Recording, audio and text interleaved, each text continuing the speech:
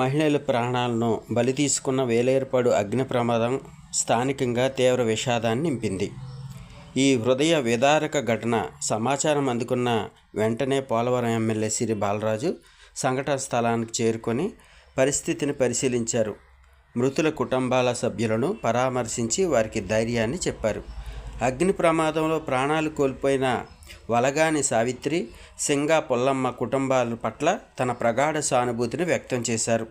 MLA ప్రభుత్వం తరపున అన్ని విధాలా అండగా ఉంటామని హామీ ఇచ్చారు.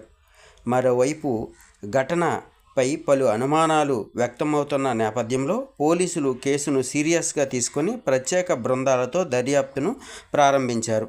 ప్రమాదానికి అసలు కారణం ఏమిటి, అది ప్రమాదశాత్తు జరిగిందా లేక మరేదైనా కారణం ఉందా అనే కోణంలో విచారణ సాగుతోంది. బాధిత కుటుంబాలకు న్యాయం జరిగేలాగా చర్యలు తీసుకుంటామని ఎమ్మెల్యే స్పష్టం చేశారు. గతంలో ముంచెత్తిన ఈ ఘటనపై మరిన్ని వివరాలు త్వరలో వెలుగులోకి వచ్చే అవకాశం ఉంది.